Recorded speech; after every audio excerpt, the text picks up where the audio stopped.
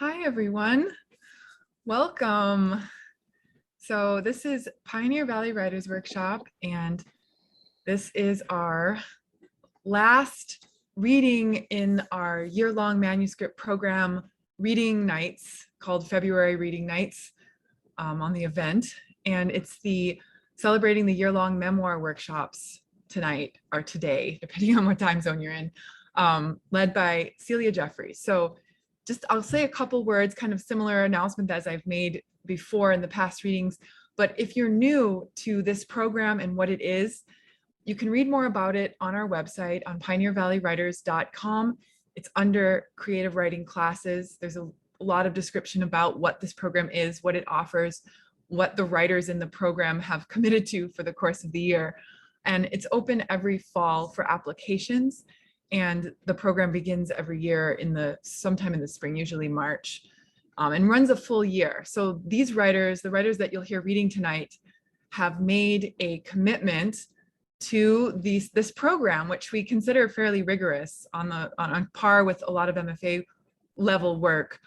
They've made a commitment to the program, to each other, to their work, to their manuscripts. And a lot of them have entered the program at different stages of manuscript work, somewhere usually in the first draft. And there's a lot of different milestones passed usually in this year of work. And one of the groups, there's actually two different workshop groups reading tonight in Celia Jeffries' memoir workshops. And one of them has completed already a year with her. So we'll be hearing a group that they're interspersed, the readers, but some of the writers have been working 2 years in this program with Celia Jeffries, and some have just finished their first year. So we're so excited to hear them read. And this whole reading series that we've been doing in February, celebrating the writers of our year-long program, has just been such a wonderful culmination of their work. And we're here to celebrate what they've done, their commitment, their drive, their passion to advance their projects. And for anyone, I know many people in the audience, if not all, are probably writers. So you know what it takes, how hard it is to stick with and sustain book-length work over the course of the year. And so that's the goal of our program, is to provide structure as writers commit to their projects. And I'm absolutely excited to hear hear their readings. And before we turn the floor over to them, we will have Celia Jeffries, the instructor of both of the memoir workshops, to say a few words and introduce the writers a little bit more. So Celia, welcome. Thank you. This is such a pleasure and a total privilege to be able to hear these writers. And as you said, this is a mixture of two groups. PVWW began these year-long programs with a novel run by Kate Senegal. And then the next year, they decided to do fiction, nonfiction, and poetry. And I was doing nonfiction and Carolyn was doing poetry. And those who showed up for the nonfiction, all but one, were doing memoir. So we worked together for a year, and this group stayed on for a second year. And then this year, PVWW put together fiction, nonfiction, memoir, short story, and poetry, and a hybrid too. So it's been growing as we're going. So we have 6 people, and it's all interspersed, but 6 people have been together for 2 years, including, I have to say, Anne Bergeron, who was not doing memoir, but stayed in for the second year with us, thankfully, because her work is wonderful. And then we have, I think, 5 or 4, we're missing a couple of people who have been with us for a year. All of them, as you said, writing a manuscript it's a huge undertaking, and working in memoir is pretty difficult, challenging, because memoir is kind of slippery. It changes as you go, and you have to really, examine your own life. So it takes a lot of courage, I think, to write about your own world. And these writers are brave and true and really wonderful writers. So I think you're in for a great experience. Thank you. And we're going to begin with Tracy. Hi there, everybody. I'm Tracy Grammer. I'm going to be reading from my memoir called, I think, Year of the Horse. And this is a scene. I'm a folk singer and I'm on tour, or I'm heading to a rehearsal with my partner, Dave Carter. And we've just showed up in Brooklyn to rehearse with a rhythm section. July 18. George was on the stoop, sweating in the sunshine, smoking an American Spirit, when I rolled the van to a stop in front of Byron's Brooklyn brownstone. George snuffed out his cigarette, set it on the ledge, and called into the house. Byron popped out with his shirt unbuttoned to mid-chest, grinning. I waved and blew air kisses from the driver's seat of the van as Dave jumped out and opened the liftgate, inviting a whoosh of hot, humid air into the van. Dave looked up and down the street, half expecting to be mugged, as fascinated by the city as he was afraid of it, and handed the boys instrument cases and roller bags to carry in, even stuff we didn't need for rehearsal. No sense tempting fate, he said. When I pulled away to park, Byron was clapping Dave on the shoulder and Dave was grinning from ear to ear, one hand on the wrought iron railing. George, he was back on the stoop, relighting his cigarette. I came in and we set up and started running the set. It was clear the boys had done their homework. Byron played rich, heart-thumping bass lines and George added rattles, bells, and soulful drum grooves. It was thrilling to hear how much depth the rhythm section brought to the songs. Nevertheless, Dave and I hardly spoke during the rehearsal. We were exhausted from nonstop gigging and Byron didn't have AC. It was 95 degrees out and all we had were two beat-up box fans pushing the heat around. By the second song, my bow was sticking, my fingers were sliding off the violin, and my throat was trashed. George wiped his face with a bandana from the back pocket of his black jeans and nodded to let Dave know he was ready for the next song. We got through the list, making sure heads and tails were tight, but Dave didn't bother detailing the songs because he couldn't muster the energy. The boys had another rehearsal at 4 o'clock anyway, so it was just as well.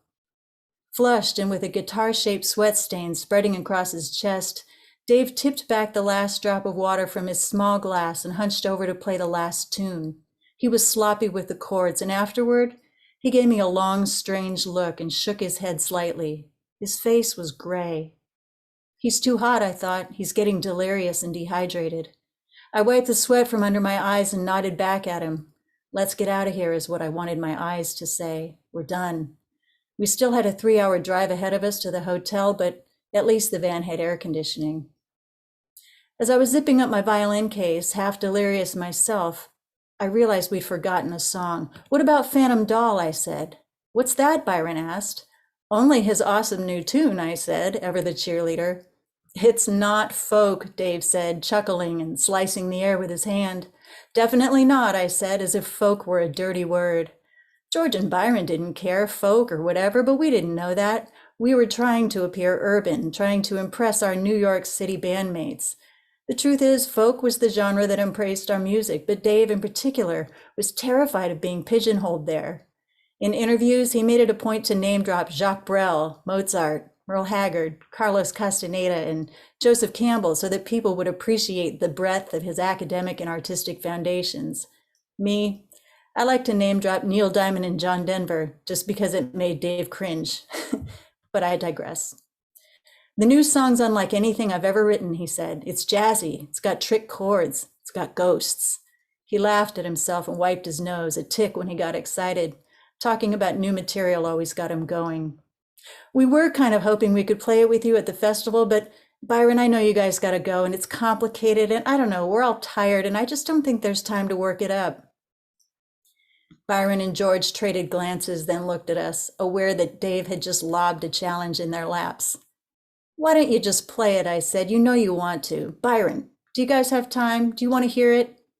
It was practically a rhetorical question. Many times over the course of our Joan Baez tour together, they told me they'd never heard songs like Dave's before. So of course they wanted to hear it. Of course.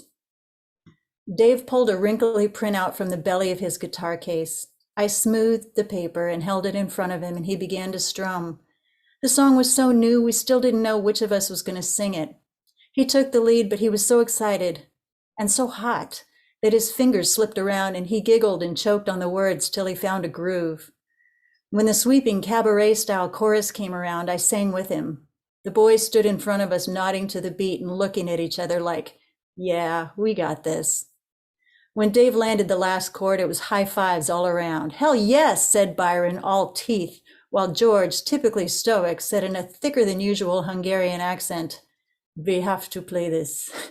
He gestured toward Byron, who began fumbling around a desktop looking for something. When he turned around again, he was inserting a tape into a mini cassette recorder. How about this, he said, play it again, and we'll study it over the week, right, George? George nodded. We've got 9 days, we'll be ready, man.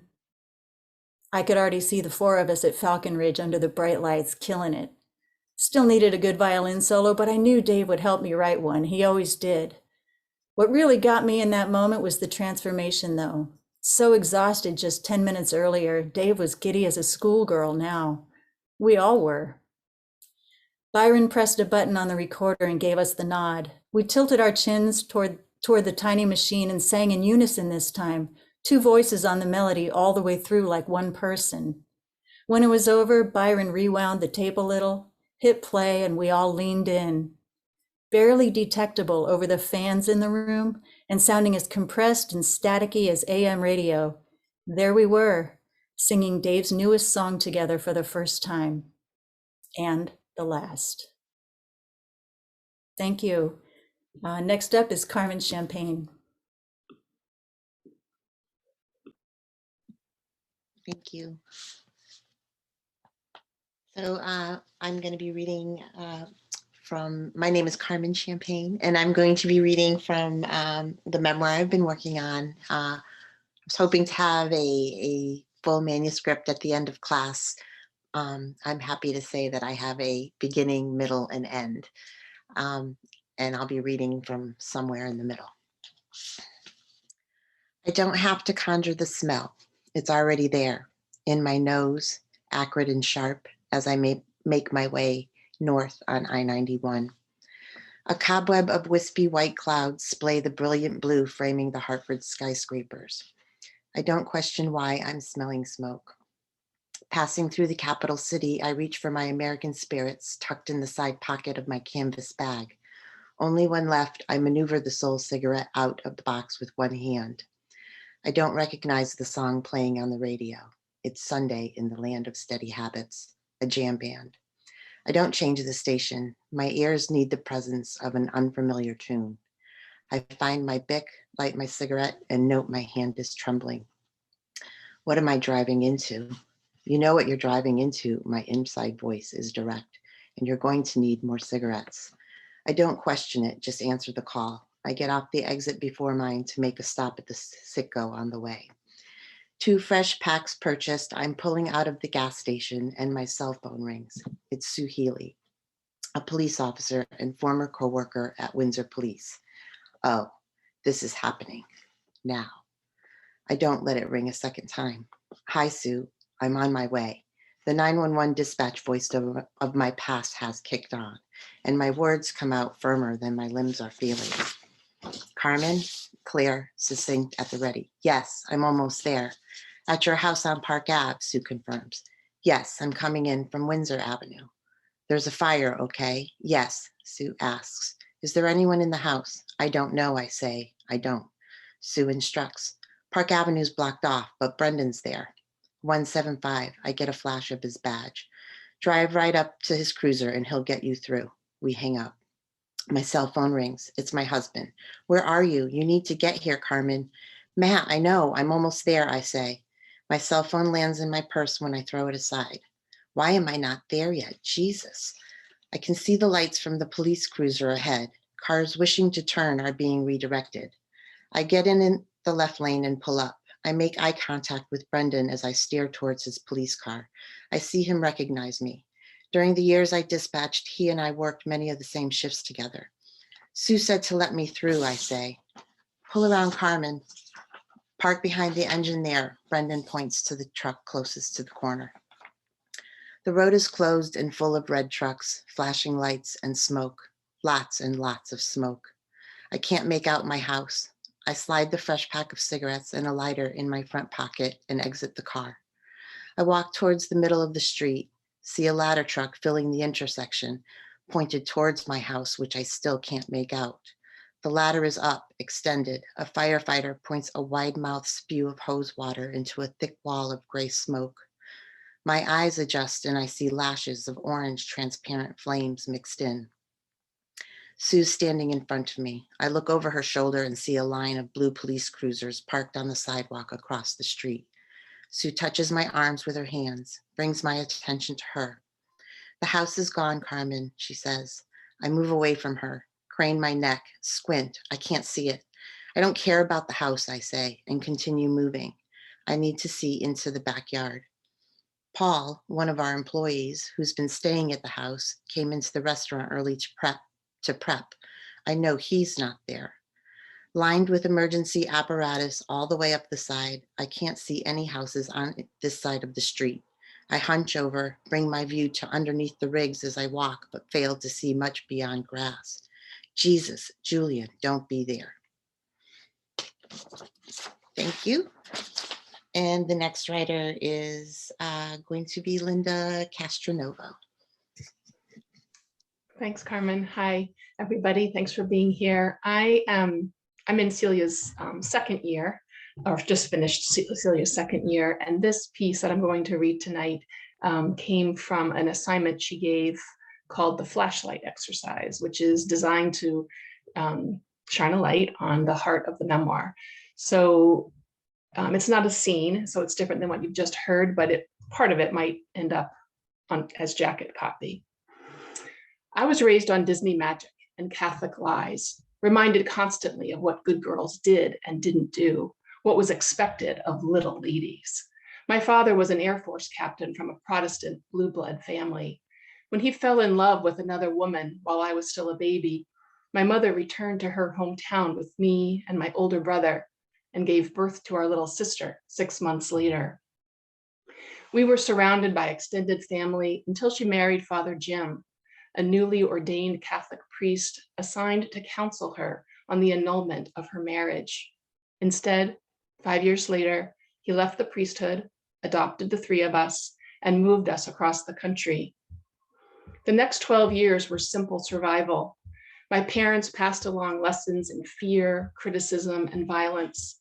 I learned to read their moods, anticipate their needs, and to keep my head down when alcohol flowed and tempers flared.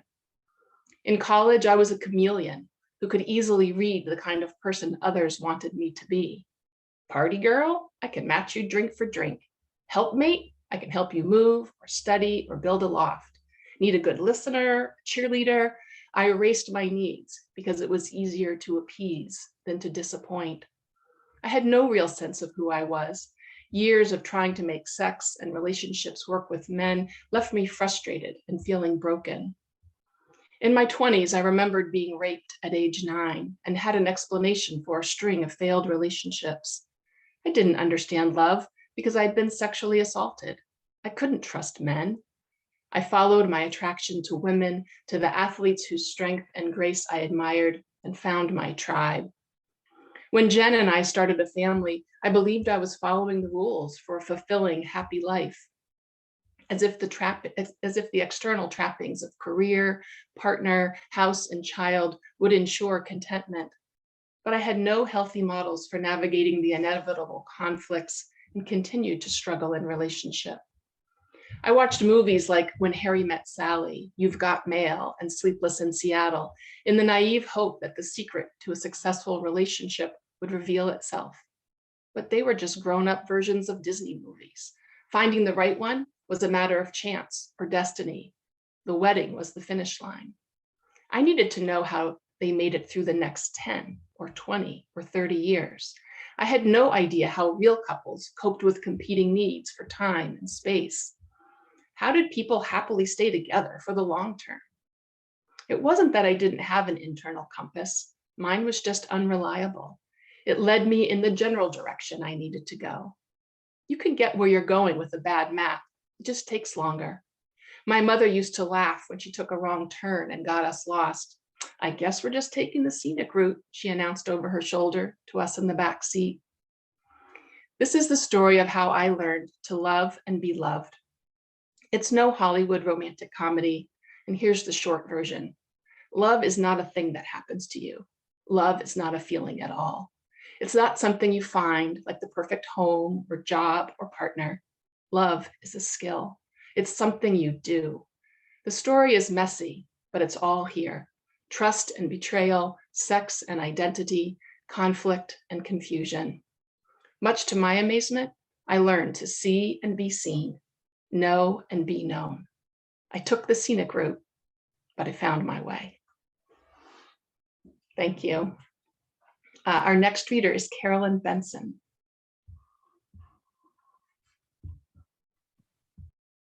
Thank you. Yes, I am Carolyn Benson from 1 year working with Celia. And this is the start of a new section of my memoir, I believe. It might just be the third section. I'm not sure where it's going, but I know where it's been, and I will be ready to see if I can make it all work together. I was lacing up my sneakers just as a ribbon of early September sun crept across the floor of my Gramercy Park living room. The time had finally come. I let the apartment door close behind me and stepped out onto the elevator. Out on East 21st Street, my feet danced me forward. After months of despair over my daughter's illness, after journals full of questions and doubts about my 26-year-old marriage, after a summer of letters and fantasy, I sped toward the village den to have breakfast with a woman whose very presence on the face of the earth had already begun to change my life. Within minutes, I passed the National Arts Club, the last place I saw her before she left New York 6 weeks ago for her cabin in Maine. I had been mesmerized by her stories about childhood poverty and constant battling with those who tormented her about being a lesbian before she even knew the meaning of the word. My conservative upbringing and attempts to move beyond it seemed without substance in comparison, but she listened carefully in a way that made me want to talk. I told her I felt guilty about the wealth John and I were enjoying from his position at a prominent Wall Street investment company. Don't feel guilty, she advised. Money is power, and you can use it to make change. I began to feel excited and engaged. She spoke with authority, and her intense blue eyes seemed to see who I was. As I headed across Union Square, I felt the energy of the city press up through my shoes. I began to think about the letters. The first one arrived a week after she left. The envelope was thick and addressed in beautiful handwriting. 2 printed pages, single-spaced, about the way the loons greeted her on the night of her arrival, the smell of the hemlocks, her love of Maine, and she enclosed 2 poems. One poem was about cool mornings in Maine, sitting outside, watching the sun on the lake and feeling the moving air rouse her nipples. I looked again. Nipples. I flashed an involuntary grin at the traffic on 14th Street. I had considered myself a straight woman, and yet that single word, nipples, galvanized all my senses.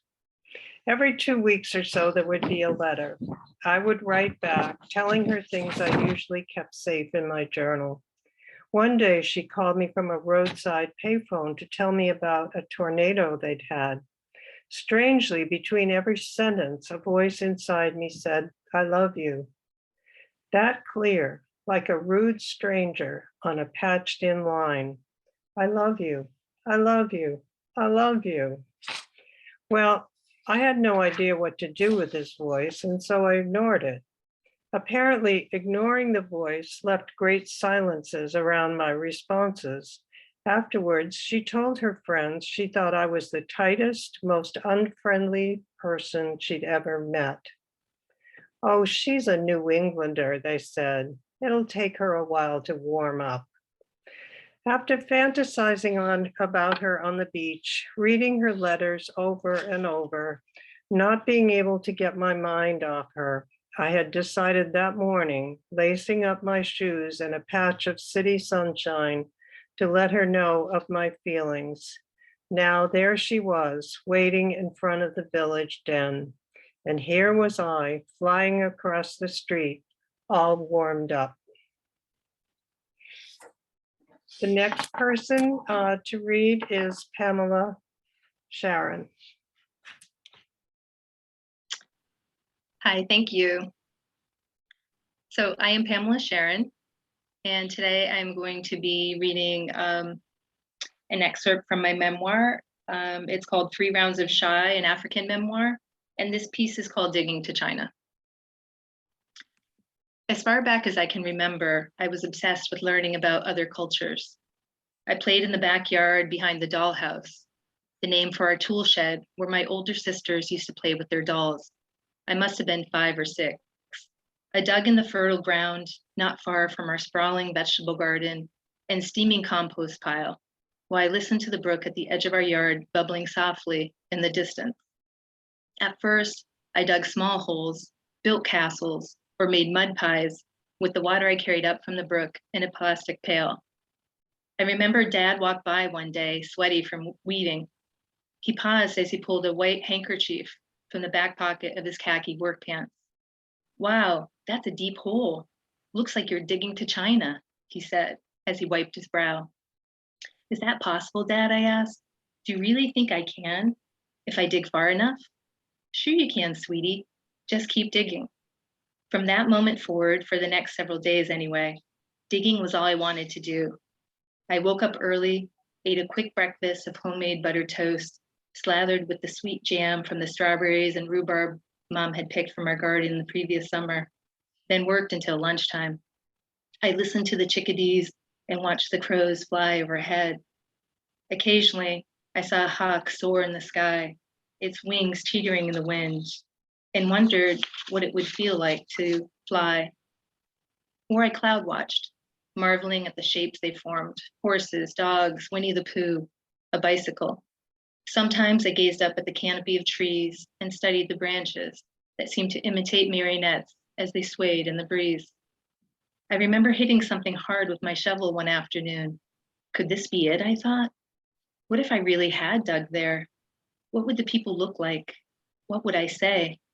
I imagined women wearing embroidered silk robes, their thick black hair gathered at the back of their head in a fancy bun, like the kind Mom made me wear to church sometimes. Men wearing long tunics would sell wares from a hand-woven basket as they walked along the cobblestone streets, while children played and danced in the background. Bright red lanterns would hang in the doorways of the houses and kiosks, and the smell of incense burning from a nearby temple would fill the air. Would the people speak Chinese? I think this is the language people spoke in China. I'm pretty sure that's what it said in the book about Chinese fables Mom read the other night at bedtime. What would their language sound like? Would I understand them? Would they understand me? I dug further, squatting at the bottom of the hole that now held me, cautious, afraid of what I might find. I slowly brushed the dirt away, as if I were a paleontologist digging up ancient dinosaur bones. I closed my eyes. What if it were the skull of someone's head, or the roof of a house? I hesitated a few moments longer, lost in thought, until I drummed up the courage to look. Finally, the hard object revealed itself. It was a tree root. I glanced up, and sure enough, a few feet away, there stood a tall tree whose bright green leaves shaded me from the hot summer sun. Dad had said it was a maple tree, the kind that dripped sap into the Mollisons' gray metal buckets.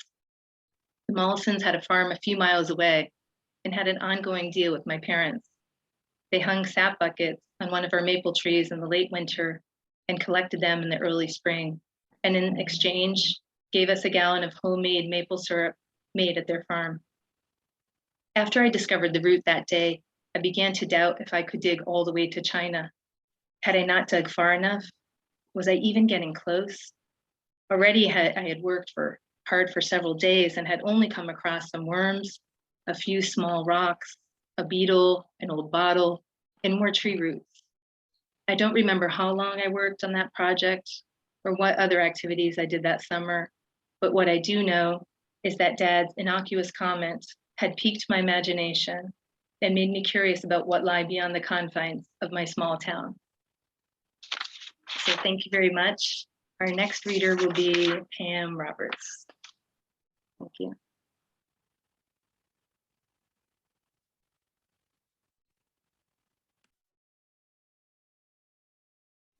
Sorry, I forgot to unmute.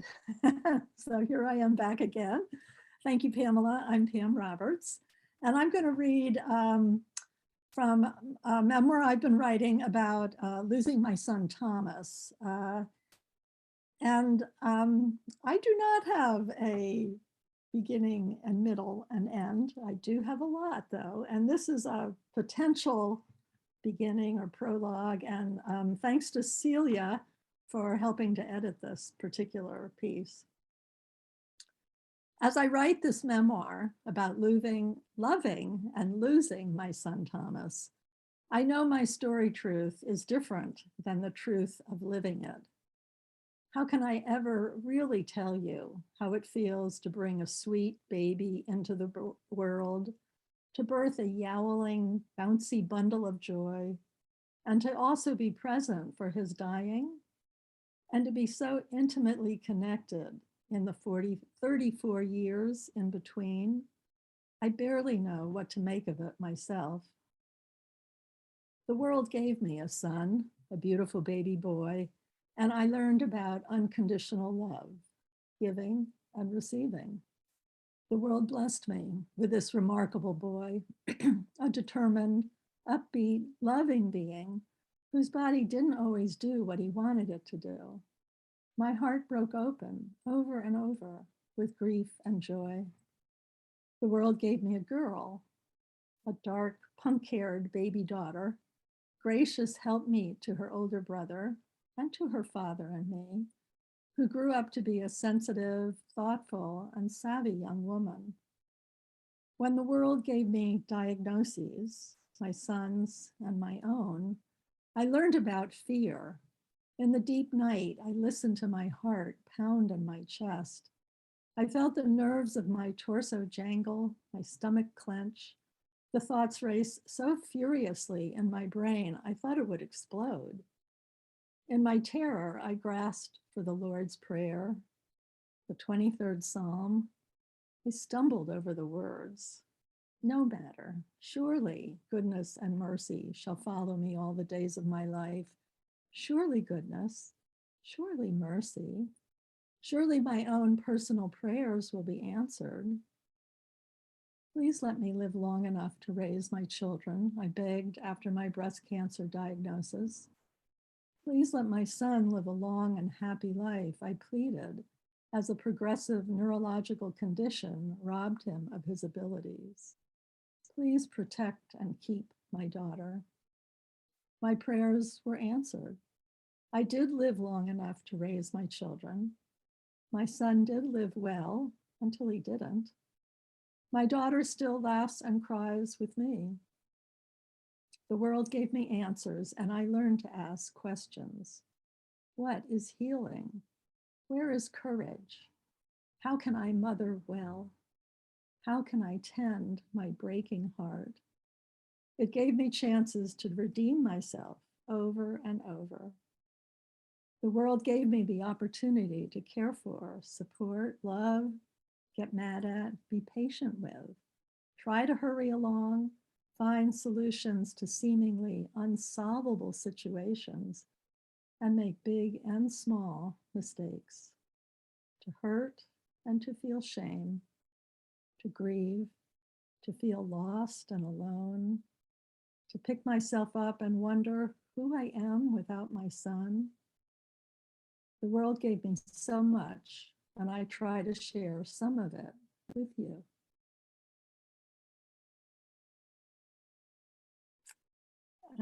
Thank you. So next is Teresa Glenn. Thank you. Hello, everyone. I'm Teresa. I've been in Cecilia's 1-year memoir writing class. I'm going to read a scene from my memoir about a ride that changed my life when I was a teenager. I didn't hear his words, once so important to me. Now they were like the rumble of thunder crashing into the air. He sat next to me in the driver's seat, enraged, screaming and speeding down Route 9. I was 18 now, and Jonathan 38 years old. I watched the world I came to know pass by, tree by tree, streetlight by streetlight. We drove past the Williamsburg Country Store, where I'd walk to catch the bus to Northampton, past the lunchbox, the only place in town to get home fries, pancakes, and real maple syrup.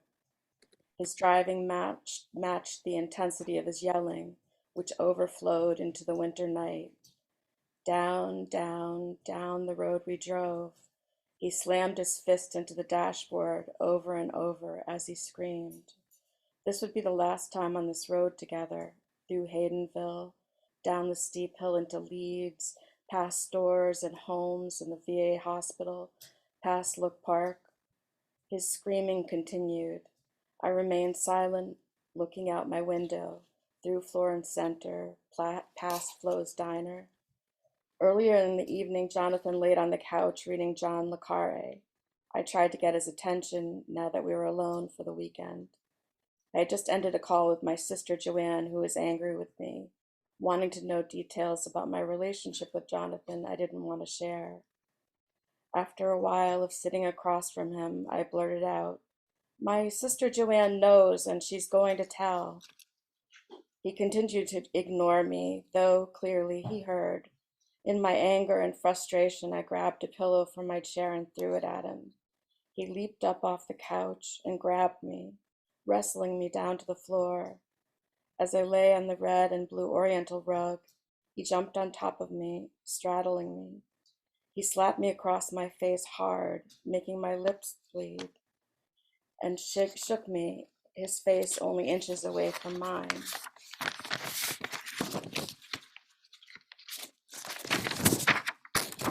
After all I have done for you, you and your fucked up family, he continued to shake me.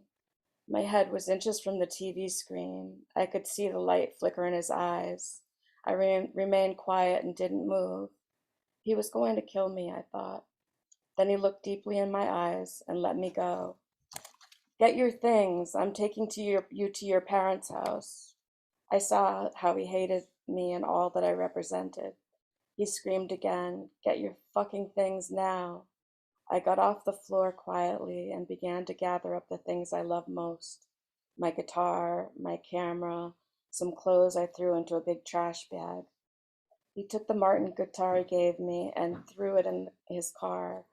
I followed behind, not saying a word. He peeled out of the driveway and started the ride to my parents' house. Past the center of Northampton, down Main Street, and turning onto Phillips Place, I knew there was no turning back. He sped up and then came to an abrupt stop in front of my parents' house. As I got out of the car, he had already started to throw my things onto the ground. He slammed down my guitar case and the bags, yelling all the while. This was my goodbye.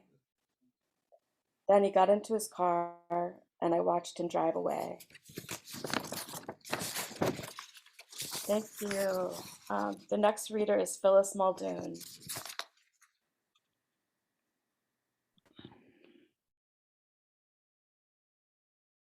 Am I unmuted?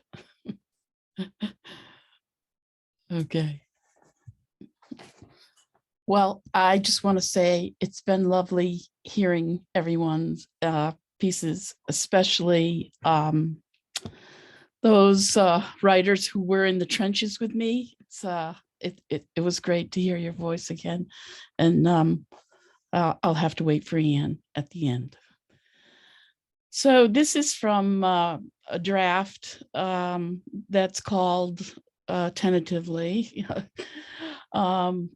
Up Go the Shades, and it concerns my family And it's through the lens of my being responsible for my mother. Ironically, the part that I'm going to read doesn't have much of my mother, but it is through that lens. Okay, here we go.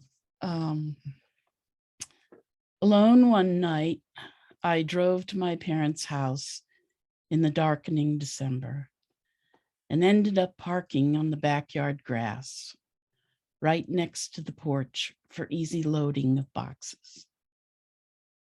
I almost smiled at the thought that my father would have killed me for being on the grass. And I could hear my mother, as if she were there, swat me with, "Out of there, now." My father had been dead for over a year, and for 2 months now, my mother resided at an assisted memory place. The less than warm welcome to my parents' house still clung to the place. And then an unsettling thought made me frown. The house must know what's up. I came to continue what I had started a week earlier, to empty out my mother's kitchen, box up everything slowly and silently, not really think what I was going to do with all this stuff. Just empty out the house was the mantra in my head. Start here, get it done so the house can be sold. I flipped on the 2 kitchen lights. The house was so quiet. Even the heat kicking on didn't shudder and thud for long. I dragged the step stool to the stove to open the 2 small cabinets high above it, only to laugh at the array of old thermoses which greeted me. Probably every single thermos my parents owned for nearly 70 years of marriage must have stood neatly at attention. What did they do with these thermoses? I turned next to a cabinet filled with glassware, row upon row, and that was a tedious wrapping and packing. And so eventually I took a break. I sat at the kitchen table with a glass of water, and I faced the darkened middle room, an even darker living room, my eyes trying to adjust to see the outlines of objects. I don't know what I was waiting for, staring so intently, so focused on that enveloping dark silence, which began to penetrate so deeply, as if it were drawing me in, much like a pungent scent in the air I couldn't not inhale.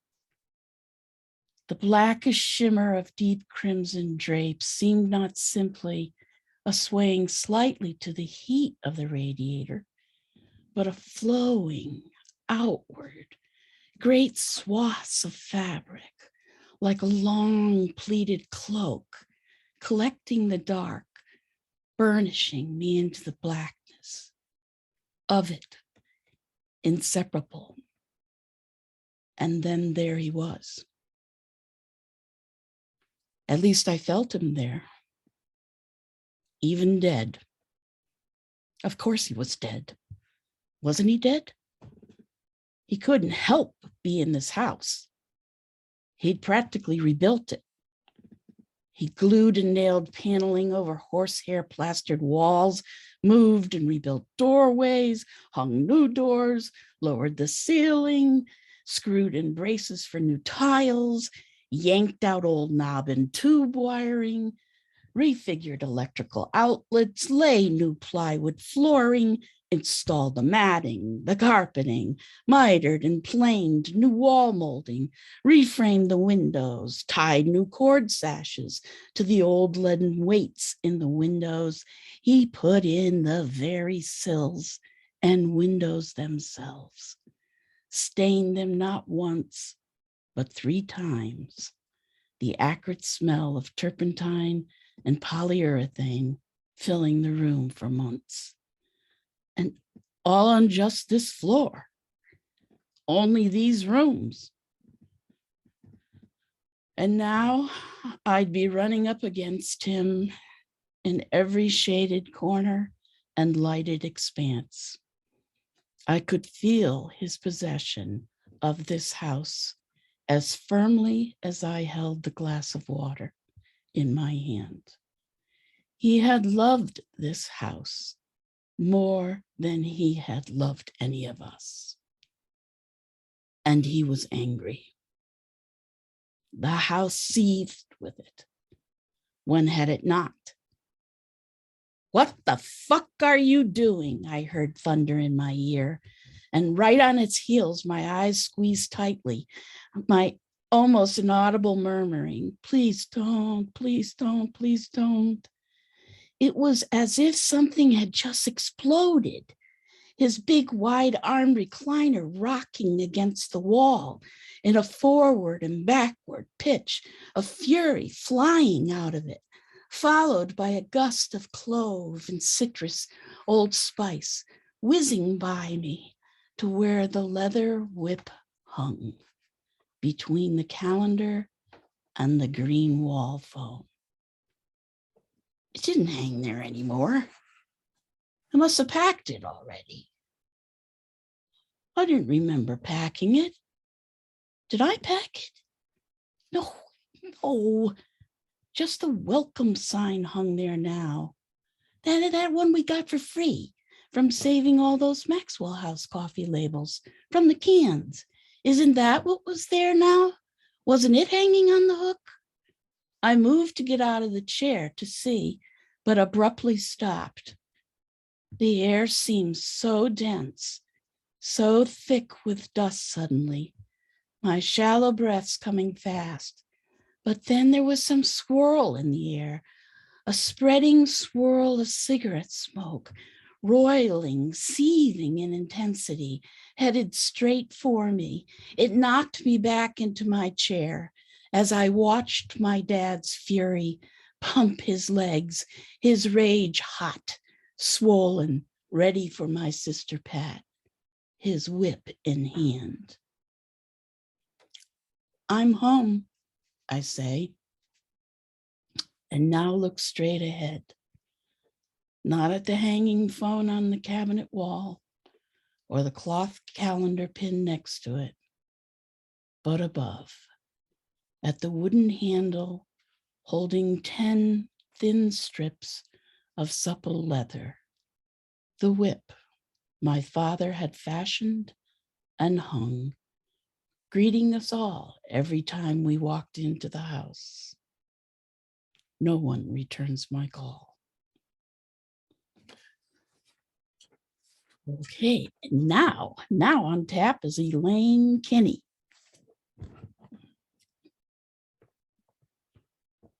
Did I get that right? So Elaine, I know you came late, but if you're here and would like to read, feel free to unmute. Oh, I don't know if you are. Yeah, here. Oh, great. Hi, hello. Thank you so much to my co-writers and to Celia for a wonderful year. I really enjoyed the whole thing. My memoir is about a relationship between myself and a Middle Eastern woman who I met 25 years ago, really, and have spent many wonderful times with. The scene that I'm going to read is might be in the middle or the beginning, I'm not very sure, but I think that it's a turning point of some kind. So, late one afternoon in the fall of 2000, at the end of a tiring 6-client workday, I sat in my office skimming through my phone messages.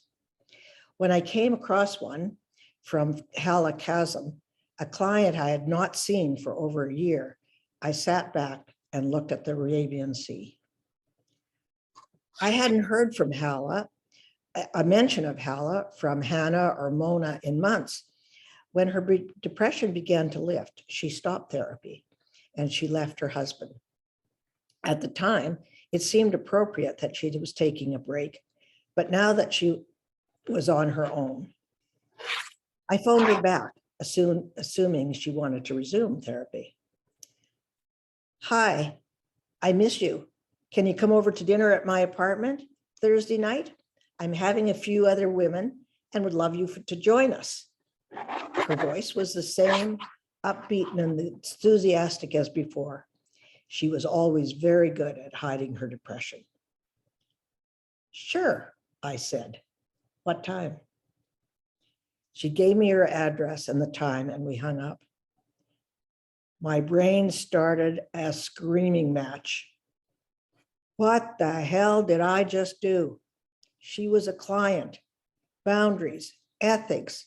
What have I agreed to? Who have I become? In the West, this would be totally unacceptable. I would lose my license. My colleagues would crucify me. I looked around my office at the 4 IKEA chairs, the glass coffee table with the Kleenex box and the coffee cups from my last client. Kleenex and coffee are not allowed in some therapist's office, but I opted for client comfort in the Dubai style of hospitality. I have never met any Emirati client, or any client for that matter, out of the therapeutic environment. If you don't count the women who are at the weddings I go to, who are clients, or Hannah, the woman who owns the clinic, who consults me regarding her son, or Dr. Hussein, my colleague, who asked me to see his wife, or Dr. Amir, our psychiatrist, who sees me with his second wife for their marriage problems. I glance at the small framed picture of my husband and children sitting at my desk, on my desk. I never offer personal information, but if someone asks, I answer briefly and truthfully. I believe that it's a client's right to know who they are with, and time is not wasted with them having to guess. I'm the only marriage and family therapist in Dubai, and if I don't see them, there's nowhere to send them. It is the same dilemma as I had when I practiced in Qatar.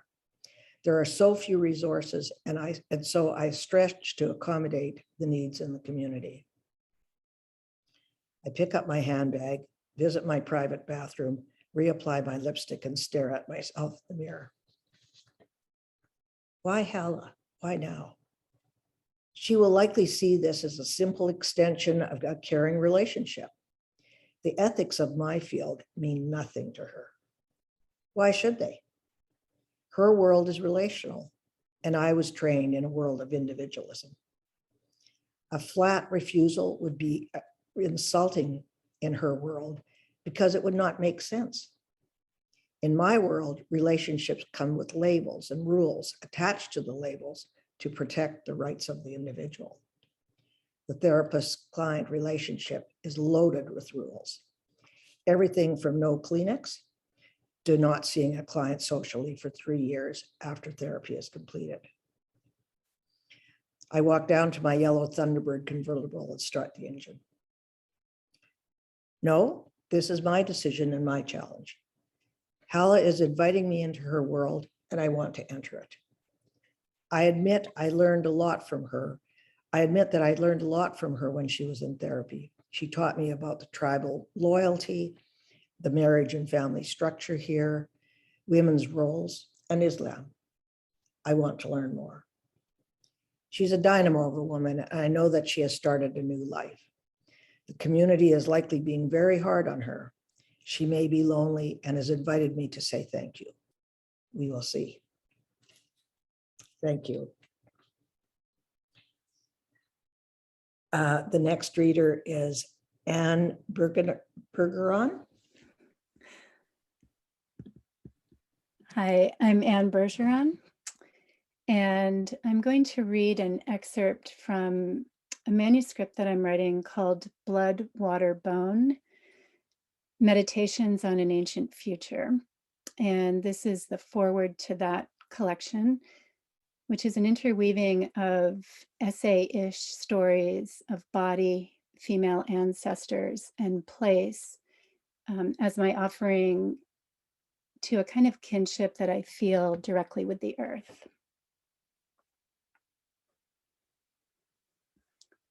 A star falls into my ear. I try very hard to listen. There are so many ways of knowing. Sometime long ago, I let the earth claim me. Cold, wet, hot, thirsty, hungry. I found myself buried in snow, illuminated in lightning, softened by bird song, scattered by wind. To hear the earth's call, I had to know my own Carmen rivers as her blood, the fluid ocean of my lungs as her water, the rock of my skeleton as her bones. Knowledge came slowly, the way a storm front accumulates, dissipates, and builds all over again. The blood, water, and bone of the earth called me into being. I answered and walked into the land's ongoing story, my body one with hers for the passage. Blood remembers, water flows, and bones recount the journey. Words like nature and environment did not exist in our dinner table conversations or in science lessons at school while I was growing up on the shore of Lake Champlain. When I finally discovered those words in college, every context I found them in seemed so outsized and so remote. Man versus nature, environmental degradation, that I was unable to relate.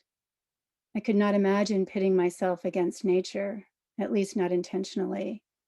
And the idea of nature's degradation overwhelmed me with grief. Words like antler, cairn, massif, sphagnum, mesa, and wingspan were much more conceptually clear and far more beautiful to say. They described what I could sense and feel. If you place words like lake, opaque, cedar, cumulus, and shale into your mouth, the sweet scent of evergreens, the snow just beginning to fall, and the calm pewter of Lake Champlain after rain is reborn. It is not irrelevant to me that the Abenaki, who are indigenous to Vermont, where I still live, have 89 words for water. Not irrelevant that thousands of years ago, this place of lakes and rivers was once covered by a glacier, and when it melted, a vast expanse of inland sea ranged free. And not irrelevant that as the sea began to retreat 12,000 years ago, revealing a fertile shoreline, people arrived and never left. I have felt the oldness of this place and its inhabitants well before I knew I lived in the lee of a glacier and ancient sea. The melting of the glacier that became Lake Champlain took millennia. An equivalent melt is happening in one lifetime now, mine, yours, and our bodies hold it all. I learned the language of the earth through osmosis and immersion by sinking my feet into cool, wet sand. What I didn't know when I tasted the sweetness of tiny wild blueberries, or touched the silken fur of a baby squirrel, or smelled the clean, acrid arrival of the first snow, was that I was feeling love, biophilia, and unabashed, unashamed affection for my place. That love inspires me to write. Thank you.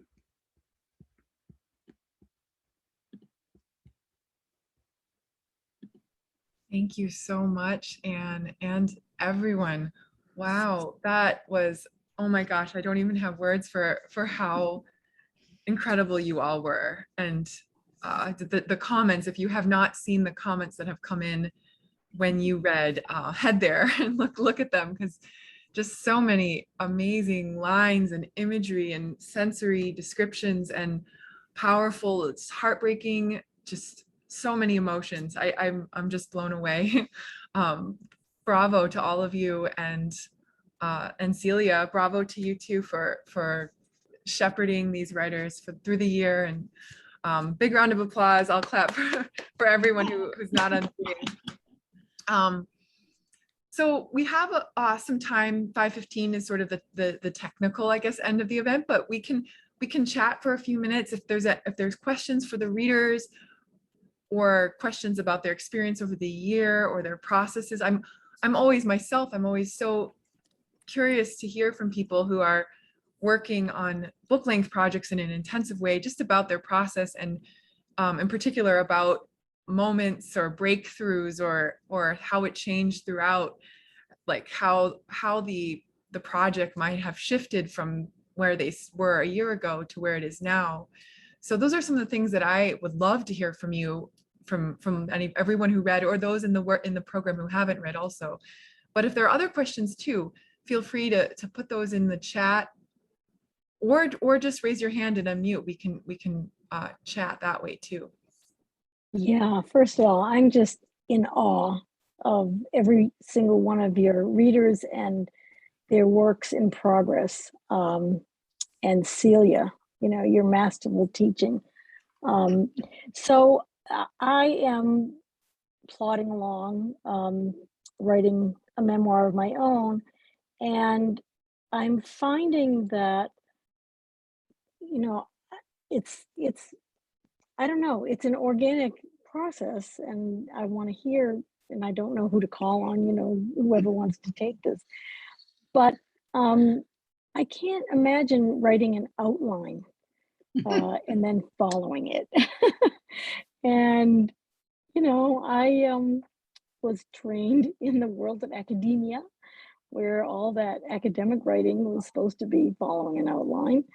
And so, it feels, it's really difficult. It's really, really, really difficult, but it's also really exciting because I don't know, what's going to come out. And then when it does, it's like, oh, okay, how did I get from point A to point B? And now where am I going? So I don't know my question, but I want to hear about process. And maybe it's a question for you, Celia. What do you encourage your memoir students to follow as a process? That's why memoir is so challenging. And I think it's also why memoir is so exciting, that we have so many different ways. If you see the memoirs that are coming out now, they're all different kinds of structures and ways to put it together. So I don't have the answers, but these writers obviously do. Everything that you've heard today was just so stunning. And I love that some of them said, well, I don't know where it's going, but I know it's going in there. And sort of what I don't have any great advice except to follow what your heart is telling you, what your pen is giving you. And you will know when you get to the end. And when you get to a landing space, then you can look back and say, oh, it's kind of, Robert Frost said, writing a poem is, looking back at your, like walking in the woods and looking back at your footprints. When you can see how you got there, then you find a way to put the trail together. So what I just follow along with these writers, I just try to keep up with them because they're just stunning. And I have to say, even though I've been working with them, some for 2 years, some for 1 year, when I heard these pieces, I was just blown away. I love hearing the writer's own voice, and I love seeing how people have taken what they've done, and even if they don't know exactly where it's going to go within the piece, they've got that piece beautifully put together. So I don't have an answer, Stephanie. I'm sorry. It's kind of like everybody has to, find their own path through it. And that's, but the process, well, let's hear from some others. What was the process like? Yes, Teresa. Teresa, who took us on that wild, literal ride down the road. I think for me, it's been a process of scene by scene, that what comes up and what's powerful for me is what directs my writing. I haven't really gotten, starting to get to a place where I can actually bring scenes together to create chapters. But I think most important is that it is sort of, even the process of writing a memoir is kind of like a wild road in itself, because there are many twists and turns and things. Over the last year has been very healing for me. I've learned a lot. And I think also having the opportunity to share with others my experience has been really supportive and helpful. So just keep writing. It's the most important part. Anyone else want to join in? Oh, Linda, I see your hand. Yeah, I want to just share. I mean, Celia, I think you're such a good leader. I really appreciate everything you gave to us. And I feel like that first year, the message was always keep writing, like keep writing. And then, and it reminds me, I have a friend who's a professional writer, and she said, she said this to me actually years ago. She said, writing's not really about talent, it's about perseverance. And I feel like, how many times have I been working over the same few pages or the same scene, and she's right, it does get better. Sometimes it gets worse, but then it gets better again. But one of the main things I feel like is what someone else said, you have to write thousands of words a day so you can throw away 3/4 of them. Right? I mean, it really feels true to me. And I have to say, Linda was just amazing. Linda is a dynamo. You can churn it out, and then what you did today and put it together. But I couldn't keep up with Linda. It's like trying the thoroughbred. Off it goes. Phyllis, you were going to say something. I would say that what really helped me so much is the feedback, in terms, especially in terms of questions, or there'd be a comment that I had never thought to think. And it is that, all of a sudden you're thrown with something that someone else sees, and I would realize, whoa, there's this whole other territory that I haven't even looked at. And, things would get really screwy, because sometimes it would, tumble everything. So I would say that the feedback, especially in terms of the questions, was superb and really, really helped me. So I hope you have a partner, Stephanie. Yeah. I have a group. I have a wonderful group, and Linda happens to be in it. So I confirm everything that you have said about her. But what you say is so true, Phyllis. And sometimes it's like, oh crap, now I have to deal with this, But it really is amazing. So I also want to say shout out and welcome to the writers who will be coming into the year-long memoir workshops or workshop. There's one this coming year, and anyone else who's here who will be joining us this coming year in the year-long program. So welcome to you.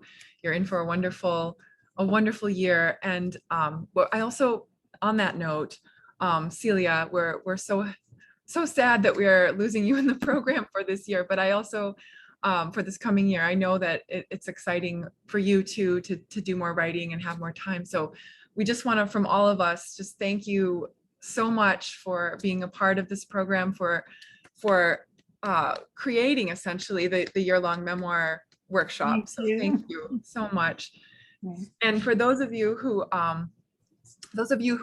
will be in the upcoming year-long memoir workshop, you'll be in Dorian Fox's workshop, and he's also an incredible instructor with a lot of experience.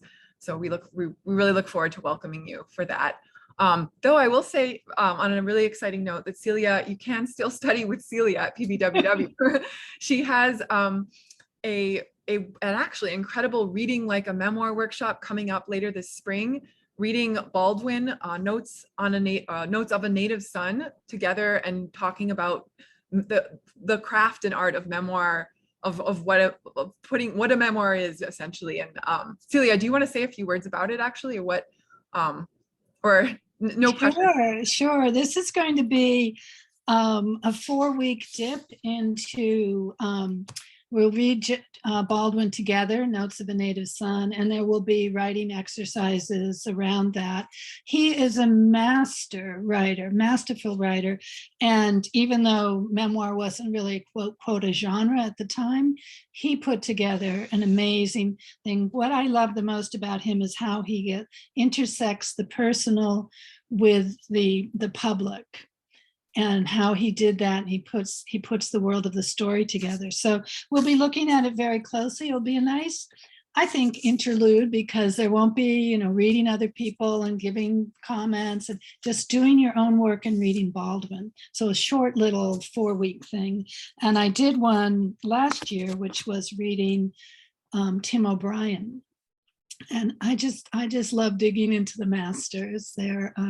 Now this makes me think I got to find a woman. This is I've 2 men now, but yes, I'm looking forward to having a couple more shorter workshops, and happy to have people join.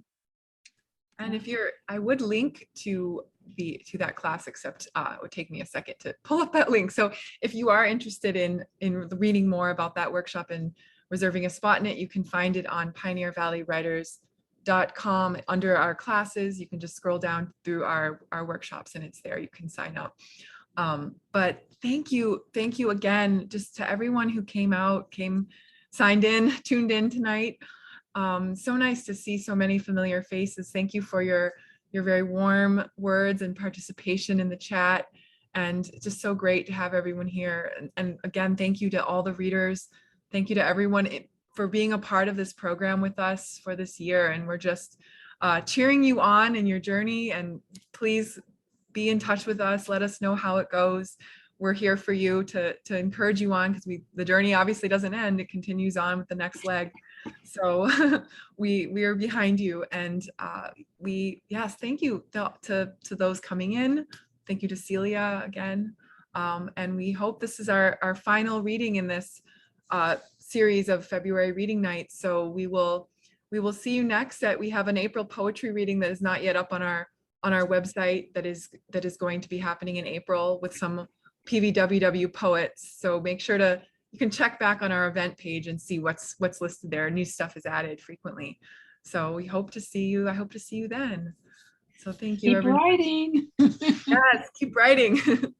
Thank you all so much. This was just a pleasure. That's wonderful.